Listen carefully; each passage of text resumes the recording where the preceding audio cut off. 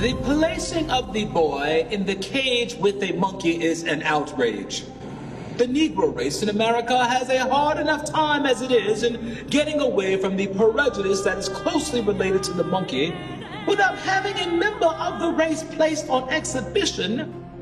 Leading men of science from Harvard and Princeton and Columbia University were saying that Africans were midway between an orangutan and a human being. So 100 years later, it should not come as much of a surprise that many people still cling to these notions of European superiority, African inferiority.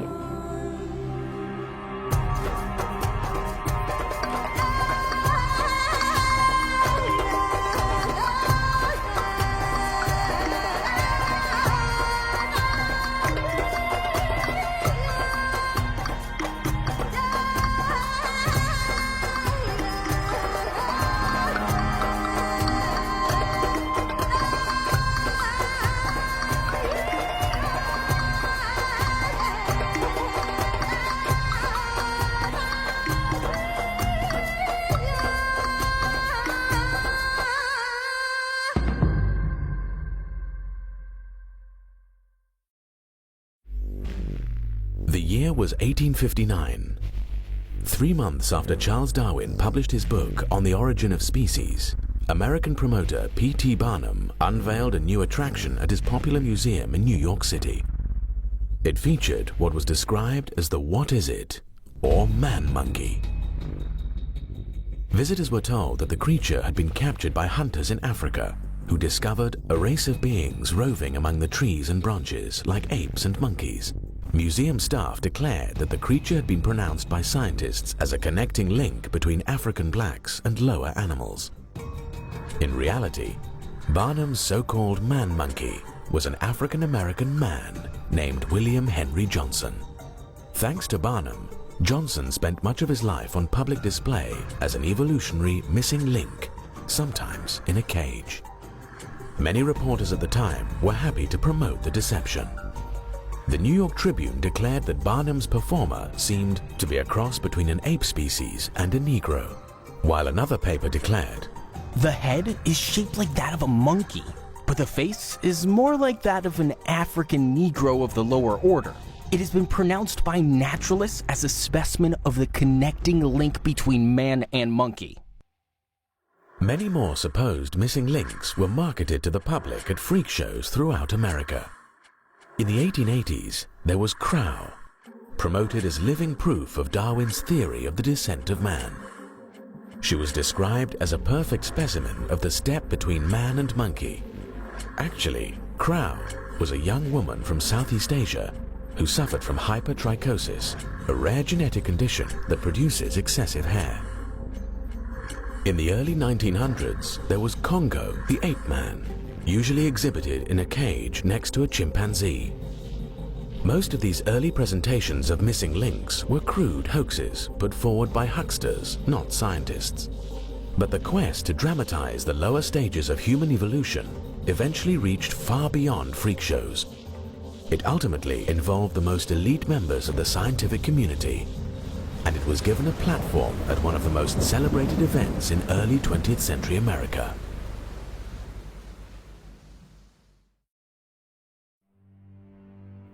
Today, Forest Park in St. Louis is a place for walking, or riding a bicycle, or spending a quiet Sunday afternoon. But more than a century ago, it was one of the most visited locations in the entire United States, the site of the 1904 St. Louis World's Fair. Attracting more than 19 million visitors, the World's Fair was known for its lavish neoclassical buildings, its 22-story-high Ferris wheel, and the public debut of innovations such as the X-ray machine and the ice cream cone. But the fair had a darker side.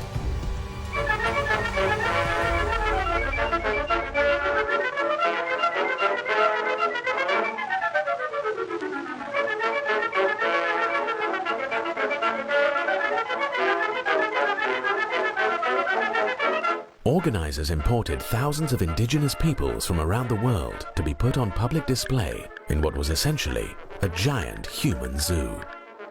Unlike freak shows, the Human Zoo in St. Louis was created with the cooperation of America's scientific establishment. The man behind the Human Zoo was anthropologist William McGee. One of the nation's leading scientists, McGee had already served as acting president of the American Association for the Advancement of Science. In 1903, he was asked to head the anthropology department for the World's Fair. McGee had grand plans of presenting the story of human evolution by displaying representatives of what he considered lower stages of the human race. McGee's plans reflected the ideas of mainstream anthropology of the time. Anthropology was kind of founded on this idea of mapping civilization from the highest to the lowest, right? With the lowest at that time said to be Africans, and then you sort of move up. Leading men of science from Harvard and Princeton and Columbia University were saying that Africans were midway between an orangutan and a human being. Like many scientists of his day, McGee drew inspiration for his ideas on human development from Darwin's theory that humans had evolved from ape-like ancestors. Darwin's theory provided a template for categorizing Africans as biological inferiors. His impact created a bandwagon effect on many scholars on both sides of the Atlantic. Africans were demeaned with terms like savages and compared to animals. Admittedly, some of these comparisons were used before Darwin, but after Darwin, they increasingly took on the authority of science. Darwin argued that the break in evolutionary history between apes and men came between Africans and Australian Aborigines and gorillas. In other words, he thought blacks were the closest humans to apes. German scientist Ernst Haeckel helped popularize the idea. Ernst Haeckel was the leading German Darwinist in the late 19th and early 20th century. He corresponded extensively with Darwin, and Darwin recognized Haeckel's affinity with his own theory. Ernst Haeckel also is known for his raving racism. And in fact, he had a graphic of the history of human evolution that, in very pointed terms, really embedded a racist view of human evolution. You had the Teutonic male on the top, the sort of the Germanic male, and then at the bottom you had some creatures that looked partly like apes, partly like Jews. He was also anti-Semitic. And in the middle, you have the transition from the ape-like creatures to the first human creatures. The ape-like creatures look pretty much like they're Africans. And the takeaway point that Ernst Haeckel had from this graph was that the difference between the highest human being and the lowest human being, the gap between the highest Teutonic male and the first human being that was just one step above the apes, was larger than the gap between the lowest human being and the highest ape. At the St. Louis World Fair, William McGee expressed a similar view, arguing that scientists had now shown the structure of the lowest humans more nearly resembles that of the highest ape-like animals than that of the highest humans. Like other scientists of the era, McGee saw primitive non-white peoples as living evidence of man's evolutionary history. The savage stands strikingly close to subhuman species in every aspect of mentality, as well as in bodily habits and bodily structure. McGee was determined to use primitive peoples at the fair to dramatize for the public the different stages of human evolution, beginning with races he considered lowest on the evolutionary scale. McGee arranged for native peoples to be put on display in villages designed to recreate their native habitats. These villages were enclosed by fences, making them truly seem like human zoos. More than 4 million fairgoers reportedly visited these anthropological displays, eagerly staring at and poking at the indigenous peoples in their enclosures. Adding to the indignities, native peoples were pressured to participate in a series of athletic contests designed to show they were biologically inferior to whites. Those on display were also subjected to experiments in a special laboratory set up by the fair's anthropology department. Directed by a psychology professor from Columbia University, the lab conducted tests to measure native people's intelligence and physical features, and even their threshold for pain. Some scientists came to the fair with more gruesome plans. Alois Hrdlicka was an anthropologist at the Smithsonian. He came to St. Louis hunting for dead bodies. Hrdlicka was obsessed with analyzing the brains of other races to gain insight into human evolution. He went on to assemble a collection of hundreds of embalmed human brains, many of them still stored by the Smithsonian. Hrdlicka extracted a promise from doctors in St. Louis to hand over the brains of any of the natives who might die while on display at the fair. Native peoples were brought to the St. Louis Exposition from the far corners of the globe. From Japan came representatives of the Ainu people. Patagonians came from South America. Igorots and Negritos came from the Philippines. Both were thought by scientists of the time to be near the bottom of the evolutionary ladder for humans. The Negritos were even marketed at the fair as another missing link between humans and apes. But perhaps the most exotic people group brought to St. Louis for public display were pygmies from the African Congo.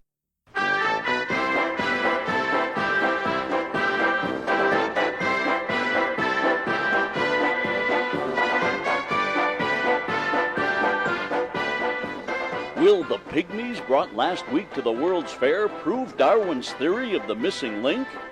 Will a study of the little black children of the African jungles shed light on the theory evolved by Darwin as regards the evolution of the human race? Dr. W.J. McGee, chief of the anthropology department of the World's Fair, is convinced that it will. This is the first time that the Aboriginal people of Africa have been brought to an English-speaking country. This is the first opportunity that has been presented to scientists to study them. Many characteristics were noticed in the pygmies that closely resemble the ape or the simian type. It is believed that the pygmies, who are said to represent the lowest form of human development, are next removed from the simian family. The pygmies appearing at the St. Louis World's Fair had been transported from Africa by former missionary turned explorer Samuel Phillips Werner. Werner had gone to Africa with the explicit goal of finding pygmies to display at the fair. He had gone to the Congo heavily armed, and he had gone hunting for these people he called pygmies, these diminutive people of the Central African forest. The fair's anthropologist William McGee repeatedly compared the pygmies to monkeys and apes. In the journal Science, he even asserted that pygmies were commonly considered to approach subhuman types more closely than any other variety of the genus Homo. They were considered by men of science at that time to be the lowest form of humans, or in some thought they were subhuman. The pygmies were less than thrilled by their welcome at the fair. The Americans treat us as they do our pet monkey. They laugh at us and poke their umbrellas into our faces. They do the same to our monkey. One pygmy at the fair became a special celebrity. His name was Ota Benga. Samuel Werner had purchased him at a slave market. Ota Benga was advertised to fairgoers as the only genuine African cannibal in America today. For a nickel, he would display his pointed teeth that supposedly enabled him to eat human flesh. At the end of the fair, the pygmies returned to Africa with Samuel Werner. But in 1906, Werner brought Ota Benga back to America. It would prove a fateful choice. Samuel Werner returned from Africa to New York City on July the 30th, 1906, arriving on the SS Armenian from Liverpool. He was accompanied by 2 chimpanzees, a snake, a parrot, and 50 boxes of materials from Africa that he hoped to sell to museums. He was also joined by Ota Benga. Werner quickly departed New York, leaving Benga at the American Museum of Natural History in Manhattan. Established in 1869, the museum was already becoming one of the premier scientific institutions in the world. Ota Benga was largely left free to wander the museum's exhibit halls. When Samuel Werner eventually returned to New York, he was fighting off creditors, and the museum wanted him to find new lodgings for Ota Benga. So Werner worked out an agreement to move Ota Benga to the New York Zoological Park, otherwise known as the Bronx Zoo. Spread over more than 260 acres, the Bronx Zoo had been envisioned by its founders as the largest zoo in the world and the grandest zoological establishment on Earth. The zoo was directed by William Temple Hornaday. A noted zoologist, Hornaday formerly worked at the Smithsonian, and he had already founded the National Zoo in Washington, D.C. Overseeing Hornaday was an executive committee chaired by Henry Fairfield Osborn, a distinguished professor at Columbia University. Hornaday and Osborn had dreams of exhibiting more than just animals at their new zoo. Both wanted to install Native Americans on zoo grounds, with Osborn promising that one day the Indian and his teepee would take their place next to the Zoological Park's buffalo. Now they had their chance to put their first human on display. Hornaday quickly agreed to purchase one of Werner's chimpanzees and to house both the chimp and Ota Benga at the zoo. Hornaday planned to exhibit the pygmy and the chimpanzee together in a cage in the zoo's monkey house. It was presented as science, not as a circus act, because these were men of science who were doing this. Ota Benga went on display in the monkey house on Saturday, September the 8th, 1906. The next day, a sign was placed on the cage explaining the new exhibit. The African Pygmy, Ota Benga. Age 23 years. Height 4 feet 11 inches. Weight 103 pounds. Brought from the Kasai River, Congo Free State. Exhibited each afternoon during September. Thousands of New Yorkers came to stare and laugh and debate the meaning of the display. Is it a man? Some of them wondered. Newspaper coverage brought even more people, and in just a few weeks, the zoo drew nearly 250,000 visitors. But the notoriety also brought controversy. New York's clergy, in particular, were horrified at what they saw as a dehumanizing spectacle. First to speak out was the Reverend Robert Stewart MacArthur, pastor of the city's Calvary Baptist Church, one of the largest Baptist congregations in America. The person responsible for this exhibition degrades himself as much as he does the African. Instead of making a beast of this little fellow, he should be put in school. Ministers from New York's African American community soon organized a protest committee. After visiting the zoo and seeing Benga for themselves, they were horrified. They thought it was outrageous. They clearly saw a human being who appeared to be afraid, who was being heckled and jeered at and things thrown at him, and he was being, debased on the hallowed grounds of the New York Zoological Society in New York City. The ministers demanded that Ota Benga be taken off display and be offered an education. James H. Gordon, superintendent of the Howard Colored Orphan Asylum in Brooklyn, appealed to the zoo to end the spectacle. If Professor Werner found difficulty in disposing of the boy, why did he not apply to us? We would have seen that he was well cared for. Gordon also denounced the way the young African was being used as a prop to prove Darwinian evolution. This is a Christian country, and the exhibition evidently aims to be a demonstration of the Darwinian theory of evolution. The Darwinian theory of evolution absolutely is opposed to Christianity, and a public demonstration in its favor should not be permitted. Neither the Negro nor the white man is related to the monkey. Such an exhibition only degrades a human being's manhood. We do not like this exhibition of one of our race with the monkeys. Our race, we think, is depressed enough without exhibiting one of us with the apes. We think we are worthy of being considered human beings with souls. Samuel Werner tried to deflect the criticism, denying that he put Ota Benga on display to show that he was somehow subhuman. If Ota Benga is in a cage, he is only there to look after the animals. Zoo director Hornaday meanwhile declared that the black minister's protest was ridiculous. Though a believer myself in the Darwinian theory, I had no idea of using the exhibition to enforce it. The boy is on exhibition simply because the public wishes to see him. He is well treated and happy. To say that the boy is placed in the cage to show his similarities to the monkey is nonsense. He is much more intelligent than many white men whom I have known. Hornaday made clear that he wasn't about to shut down the popular exhibit. The exhibition shall certainly be continued, unless the directors of the park decide otherwise. But the leaders of the New York Zoological Society were pleased by the display. Henry Fairfield Osborn even congratulated Hornaday for the excellent press coverage, commenting that Benga is certainly making his way successfully as a sensation. Spurned by Hornaday, the African-American ministers decided to appeal to George McClellan Jr., the Democratic mayor of New York. McClellan was the son of the controversial general during the Civil War who had tried to unseat Abraham Lincoln in the presidential election of 1864.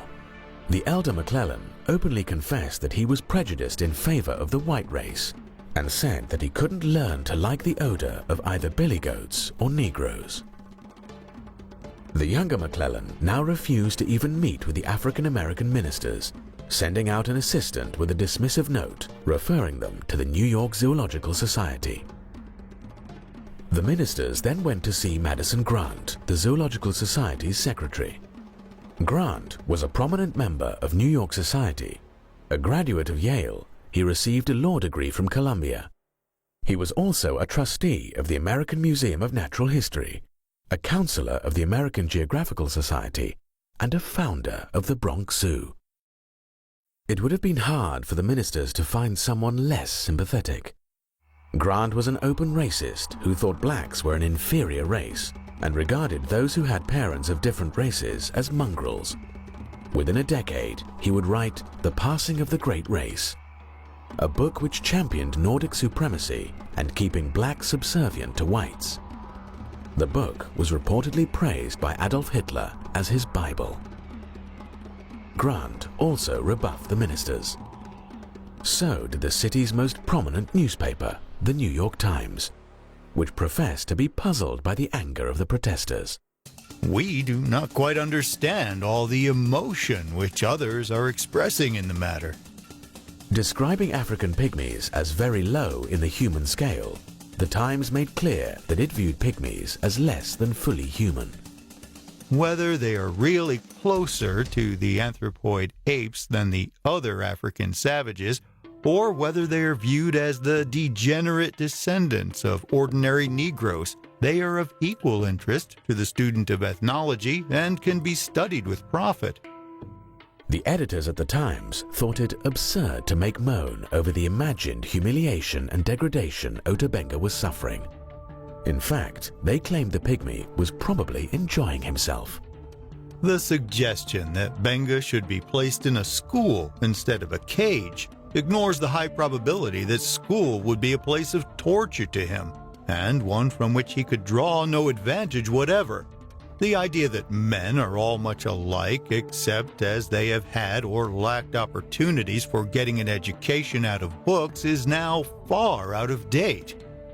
After African-American ministers criticized the zoo for trying to use Ota Benga to prove Darwinian evolution, the New York Times weighed in again. The Reverend Colored Brother should be told that evolution, in one form or another, is now taught in the textbooks of all the schools, and that it is no more debatable than the multiplication table. As protests continued, increasingly rowdy crowds came to the zoo in order to visit the pygmy. On Sunday, September 16th, 40,000 people converged on zoo grounds to see the city's newest sensation. According to press reports, the mobs chased Ota Benga around the zoo all day, howling, jeering and yelling. Some of them poked him in the ribs, others tripped him. All laughed at him. Benga responded by shooting an arrow at his tormentors, after which zookeepers caught him and returned him to his cage.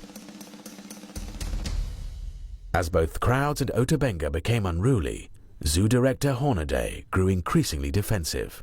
He now claimed that he had decided to exhibit Ota Benga in a cage simply for convenience. We have no platform that we could place him on, and this big open-air cage was the best place we could find to put him where everybody could see him. Eventually, the continued controversy made Hornaday want to wash his hands of the whole affair. Ultimately, an agreement was reached to move Ota Benga to the Howard Colored Orphan Asylum and later to a seminary in Lynchburg, Virginia. There, nearly 10 years later, Ota Benga shot himself to death.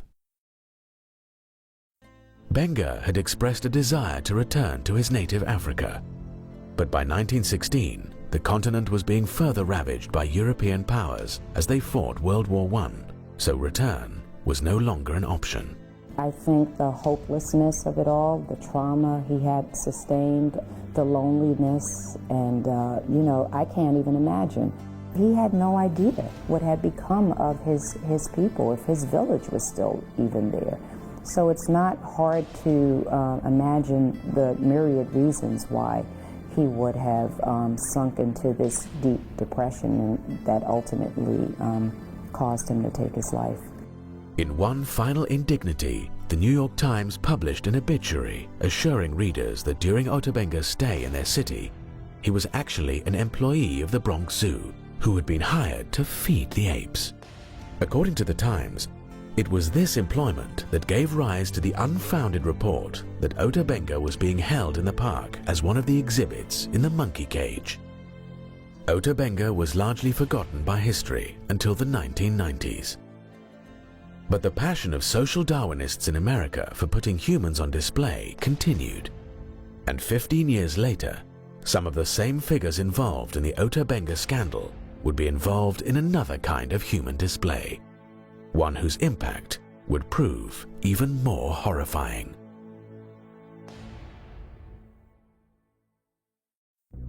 In September of 1921, leading scientists from around the globe gathered at the American Museum of Natural History in New York City for the Second International Congress of Eugenics. Eugenics was the science of breeding better people. The term had been coined by Charles Darwin's cousin, Francis Galton, but Darwin himself helped lay the groundwork for eugenics in his book, The Descent of Man. According to Darwin, human beings developed through a long and cruel process of natural selection or survival of the fittest. Less fit organisms died, leaving more capable organisms to reproduce and flourish. It was this ruthless process of elimination, not the foresight of a designer, that had propelled human beings to the top of the evolutionary ladder. But Darwin worried that modern society was now doing its best to undermine natural selection. We civilized men do our utmost to check the process of elimination. We build asylums for the imbecile, the maimed and the sick.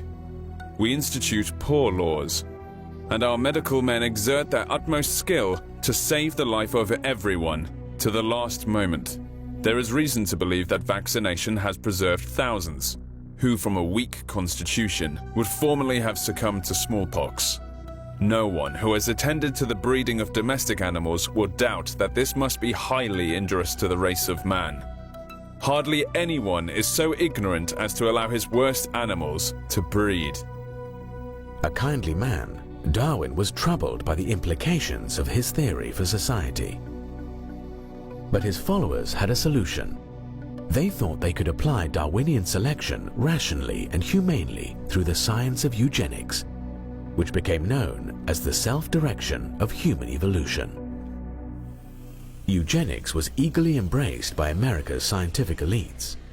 Sometimes today it's argued that eugenics was just fringe science, just a few people believed in it, and of course we don't believe in it now.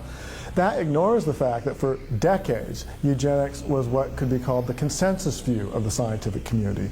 The Eugenics Congress at the American Museum of Natural History drew scientists from America's top research institutions, including Harvard, Yale, MIT, the Smithsonian, Ohio State, UC Berkeley, and the University of Texas.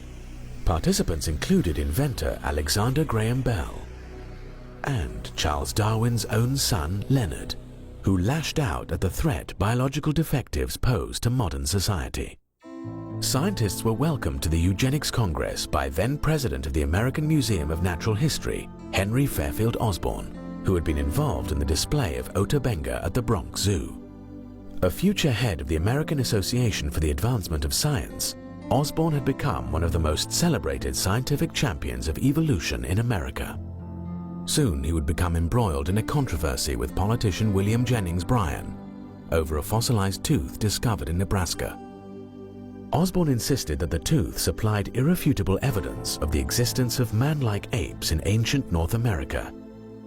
To his embarrassment, the tooth later turned out to be part of an extinct pig. At the Eugenics Congress, Osborn told scientists that eugenics was essential to the future of human evolution. To know the worst as well as the best in heredity, to preserve and to select the best, these are the most essential forces in the future evolution of human society. Osborn also attacked racial intermarriage. 500,000 years of human evolution have impressed certain distinctive virtues as well as faults on each race. Put three races together, you are likely to unite the vices of all three as the virtues. Osborn argued that racial groups should be studied to determine what tasks each race is best fitted to accomplish. But it was clear that he already thought he knew the proper place of non-whites. If the Negro fails in government, he may become a fine agriculturalist or a fine mechanic. The American Museum of Natural History accompanied the Eugenics Congress with a major museum exhibition designed to sell eugenics to the American public. Participants included America's top publishers, insurance companies, government agencies, and private groups like the American Red Cross. As many as 10,000 people attended the special exhibition. There were no live humans put on display at the eugenics exhibit, but it was still a kind of human zoo. It put human racial groups under the microscope to judge their worth to society. There were displays highlighting differences between black and white babies in the womb, displays comparing the mental stamina of different races, displays reporting on the capabilities of immigrants, and displays showcasing equipment for measuring human intelligence and other features. There also were displays about the human brain. One compared the brains of criminals and non-criminals. But the most extensive brain display was created by anthropologist Alish Hrdlicka from his growing collection of embalmed brains. Hrdlicka left his original specimens stored in jars at the Smithsonian, but he brought gelatin models of the embalmed brains of apes and 3 races of humans. Hrdlicka's presentation filled 7 separate display cases. It also included a series of skulls from Native Americans. The skulls purported to show that Native American brains revealed primitive features from earlier stages of evolution. In the midst of more sophisticated displays were cruder exhibits featuring the blatantly racist books of Madison Grant and Lothrop Stoddart. Stoddart had published The Rising Tide of Color Against White World Supremacy. Stoddart claimed that whites were in danger of being overrun by the colored races of the world, and he argued that immigration from what he called lower human types had to be rigorously curtailed. Eugenists pretty universally viewed immigrants and people of non-white races as a drag on the human race. Eugenists viewed blacks and Mexicans and Hispanics as throwbacks, evolutionary throwbacks that were lower races in evolutionary terms and therefore were a drain on modern society. And they justified this in the name of Darwinian science. You know, there were racists before the eugenists. The interesting thing about the eugenists was the way that they built on top of Darwinian biology and claimed that there was a scientific justification for racism. The eugenics exhibition advocated a chilling agenda for public policy, including forced sterilization and harsh new restrictions on immigration. It also promoted a radical proposal advanced by the Eugenics Record Office, one of the eugenics groups participating in the exhibition. The proposal called for assembling biological profiles on all Americans to determine whether they were biologically fit to mate. The Eugenics Records Office was so extreme, they wanted to hold records on everyone in the United States, biological records showing their family trees, so that if you wanted to marry someone, you could write to them and they could tell you whether the person you were wanting to marry had a fit family tree in evolutionary terms, so that you could marry them, or if they had bad heredity so that you couldn't. And in fact, they had exercises and packets that were given to biology teachers around the country, that one of the exercises you were supposed to do in your biology class when you were studying evolution and then eugenics was to have kids fill out this form with their family tree of who were the black sheeps of the family, what diseases they had in the family, so that these could then be sent off to the Eugenics Records Office and their vaults, and so that they could keep records on everyone. The American Museum of Natural History later called the Eugenics Congress of 1921 perhaps the most important scientific meeting ever held in the museum. A decade later, the museum was at it again, hosting the Third International Congress of Eugenics in 1932. This time, it put on an even more extensive museum exhibition for the public. At the entrance to the exhibit hall were placed the busts of two men accredited as the founding fathers of eugenics, Francis Galton and Charles Darwin. Although some scientists raised concerns about eugenics, probably the strongest opposition to the movement came from traditional religion. It's a story that Americans don't know as well as they should, and it's a story that American Christians don't know as well as they should. But at the basis of opposition to the so-called scientific eugenicist movement in the early 20th century were Christians, Protestants, Baptists, Catholics, who understood the value of every human being. That's not only a Christian value, that is fundamental to the American experiment itself. When Nebraska's legislature passed a forced sterilization bill in 1913, Governor John Morehead, a Presbyterian, vetoed it. Morehead argued that the legislation not only violated the state's Bill of Rights, it also offended a higher law. This proposed legislation seems more in keeping with the pagan age than with the teachings of Christianity. Man is more than an animal. While many modernist clergy supported eugenics, theologically conservative religious figures were much more skeptical.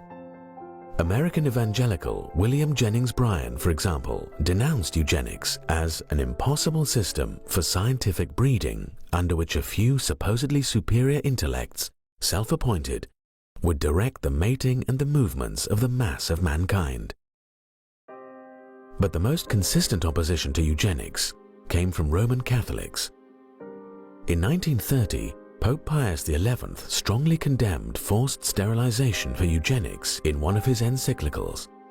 The Pope criticized eugenists for asking the government to assume a power which it can never legitimately possess.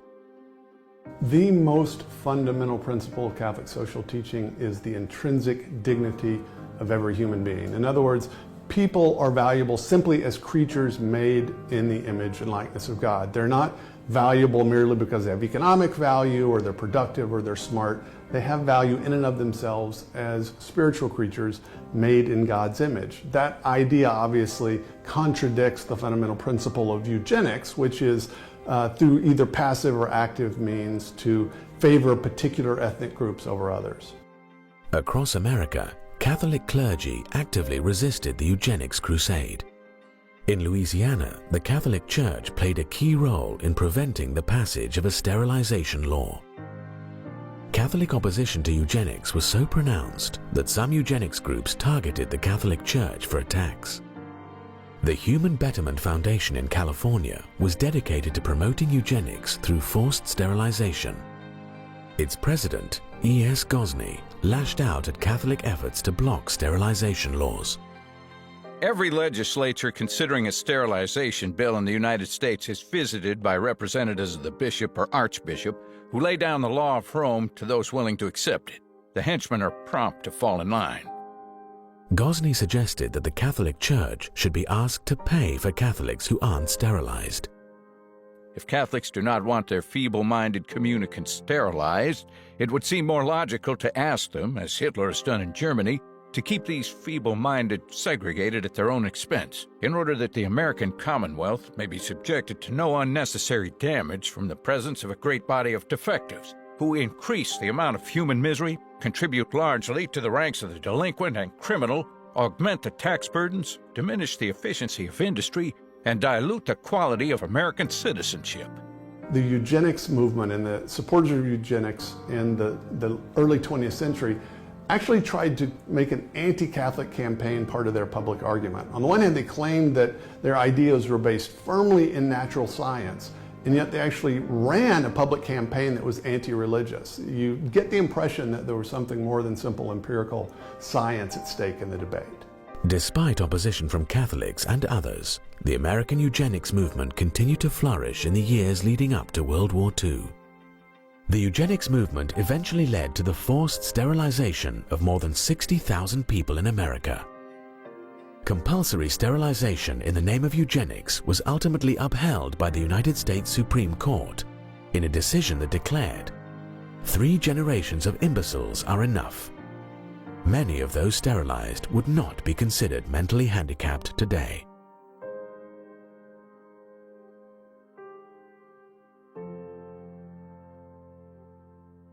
The eugenics movement also succeeded in securing the passage of a draconian immigration law that sharply restricted the flow of non-Nordic ethnic groups into the United States.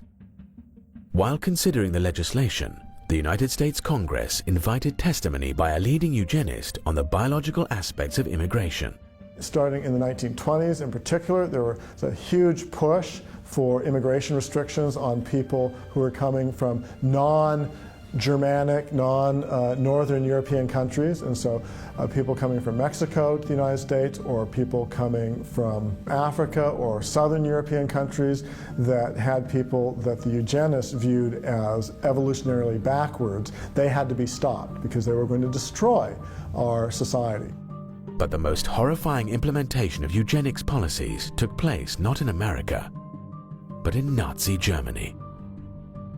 The Nazis ultimately sterilized more than 300,000 supposed hereditary defectives in the name of eugenics. They then started gassing the disabled at special medical facilities. It was in these killing centers that the Nazis began to perfect the methods they would later use to exterminate Jews. The sordid history of eugenics and the mainstream scientific community's embrace of it remains completely unknown to many Americans. So does the scientific community's involvement with social Darwinism and scientific racism, including human zoos. It's a history some people are still trying to cover up.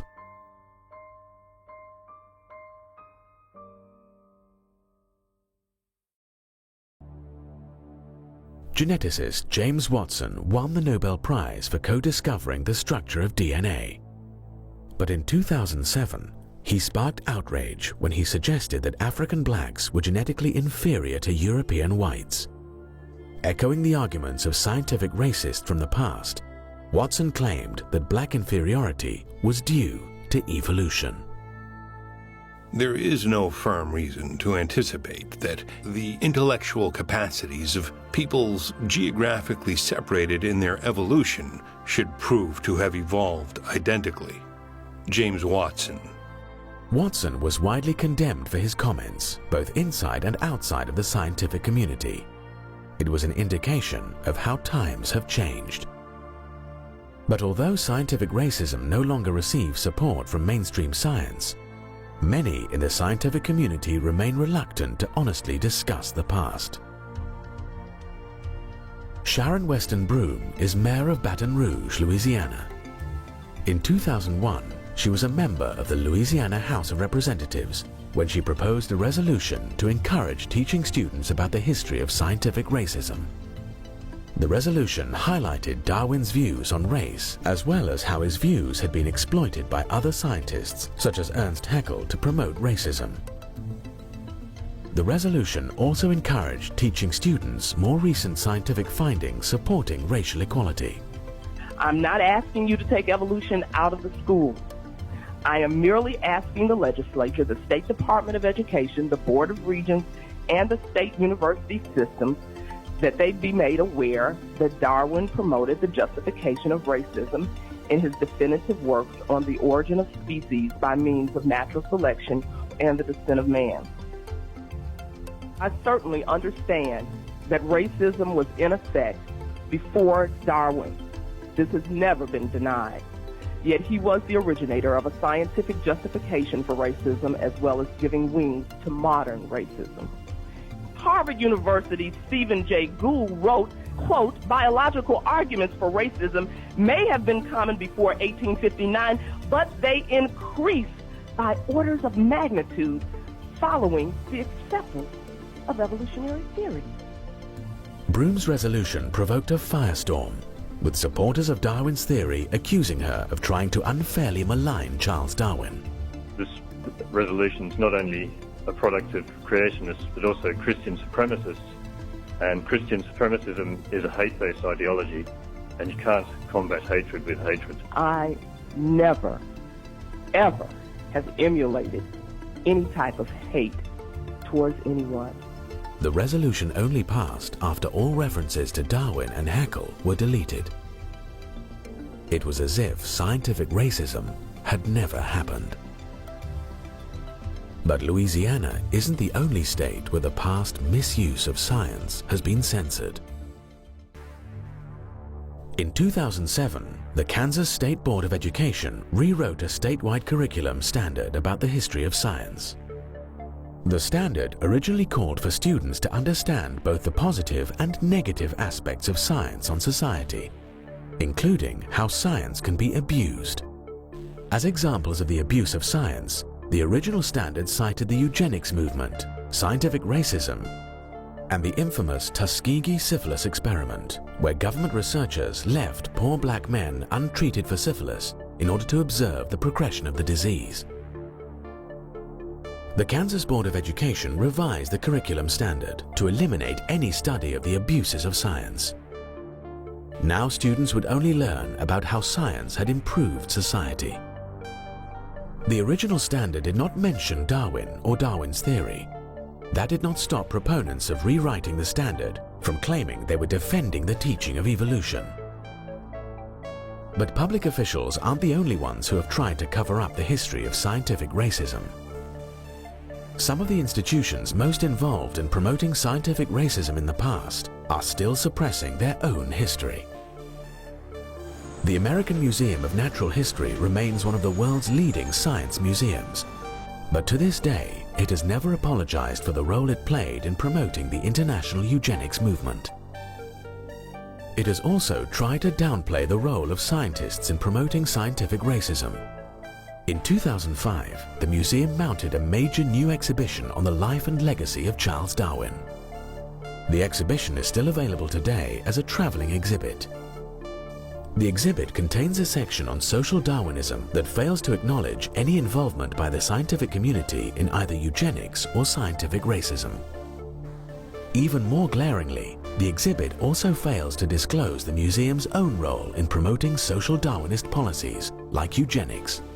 According to the current exhibit, social Darwinism had no real connection with either Darwin or science. The fact of the matter is that if you read the scientists of the day, in the late 19th and early 20th century, many of them were promoting racism and even racial extermination, extinction of races. They were promoting the gaining of living space. They were promoting competition. The things that we know of as social Darwinism, these were things being promoted by Charles Darwin himself to some degree, many other leading biologists, Ernst Haeckel in Germany, and many others. You could go on. And by the 1920s and 30s, they were becoming very prominent. If you look especially in the field of anthropology and evolutionary anthropology, many of them were promoting social Darwinism. This was not just an idea of some cranks or some political people that didn't really understand the science. This was an idea that was very prominent in scientific circles. Officials at the American Museum of Natural History declined a request to be interviewed for this documentary. Their stated reason was that filmmakers were unable to purchase $2 million in insurance. The museum also turned down repeated requests to answer questions about its history in writing. Officials at the Bronx Zoo are likewise skittish when it comes to discussing its display of Ota Benga. They also refuse to be interviewed. And if you visit the zoo today, you won't find any remembrance of what happened to Ota Benga. Instead, what they've done is they've closed off the monkey house. So where Ota Benga was housed, the public could not even see it now. And they have just not had any comment whatsoever. It's as if zoo officials hope that Ota Benga and the scientific racism that dehumanized him will stay forgotten. Others seem to share the same hope. But some things should never be forgotten, because things that are forgotten have a way of coming back. Nazi scum! Off our streets! Nazi scum! Off our streets! The recent resurgence of white supremacist groups in America has raised chilling echoes of the past. Evolutionary arguments for racism that were rejected by the scientific community are now being resurrected by modern racists.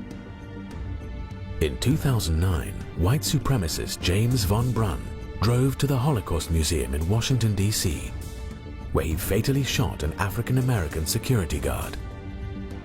Von Brunn had published a manifesto arguing that crossbreeding whites with species lower on the evolutionary scale diminishes the white gene pool while increasing the number of mongrels. Richard Spencer is a leader of the so-called alt-right.